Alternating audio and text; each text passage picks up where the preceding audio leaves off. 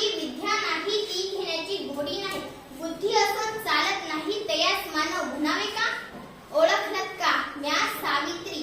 सावित्री ज्योतिबा फुले, सातारा जिल्ह्यातील खंडाळा तालुक्यातील खंडोजी देवांची मी कन्या. अवघ्या 9व्या वर्षी ज्योतिबा फुले यांच्याशी माझा विवाह झाला आणि हळूहळू मला कळायला लागलं की ज्या माणसाशी माझा विवाह झाला ते एक सर्वसामान्य व्यक्ती नाही, ते जगाला ऊर्जा देणारा क्रांती सूर्य आहे.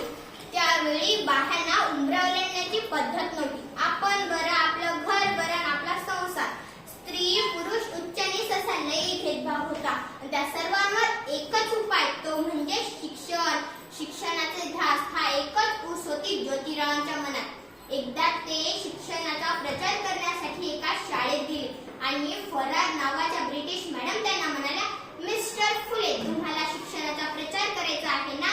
Educated saloon because women who house, पण तुम्ही महिलांना घराच्या बाहेरच पडू देत नाही. So bad mister Phule. मग काय, ते आले माझ्याकडे आणि मला म्हणाले, सावित्री, आजपासून मी तुला शिकवणार. सुरू झाला माझा अभ्यास. मी लिहायला शिकले, वाचायला शिकले आणि बघता बघता कावड्या सुद्धा रचायला शिकले. आणि अशातच शनिवार दिनांक 1 जानेवारी 1840 रोजी आम्ही पुण्यातील भिडेवाड्यात मुलींसाठी पहिली शाळा सुरू केली आणि मी पहिली शिक्षिका आणि मुख्याध्यापिका झाली.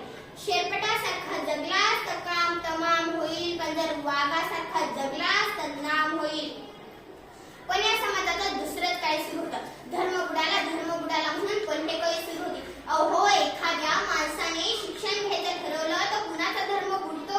हो, त्या धर्मासाठी माणूस की त्या माणसासाठी धर्म असतो. हो, त्या शाळेत जाताना शेळ फेकून हल्लं, सहन केलं.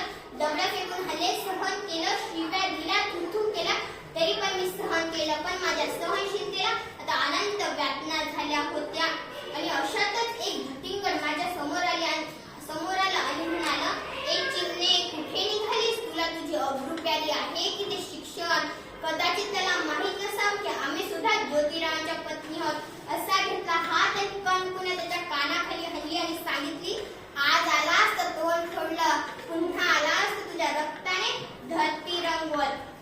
स्त्री कोणतीही असो, कोणत्याही जातीची किंवा धर्माची असो, ती कधीही चांगल्याची बळी तळत आली आहे.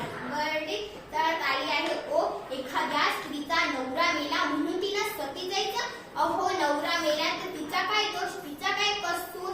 म्हणून आम्ही सती प्रथाला विरोध केला आणि इंग्रजांनी सती प्रथा बंद केली. या समाजासाठी जगताना जरी मरण आले तरी मरणात तुझं स्वागत आहे रे. सावित्रीचं मी सावित्रीबाई झाले. आमच्या 18 शाळा सुरू झाल्या. विद्येविना मती गेली, मती विना नीती गेली, नीती विना गती गेली, गती विना वित्त गेले, वित्त विना शुद्ध खचले. इतके अनर्थ एका अविद्येने केले, इतके अनर्थ एका अविद्येने केले. मुलींना शिकवा, मुलींना जन्म द्या आणि या देशाच्या स्वाक्षर व्हा. माझ्यासारखी एक सामान्य मुलगी इथे येऊन बोलू शकते ते फक्त सावित्रीबाई फुले आणि ज्योतिबा फुले यांच्यामुळे. धन्यवाद.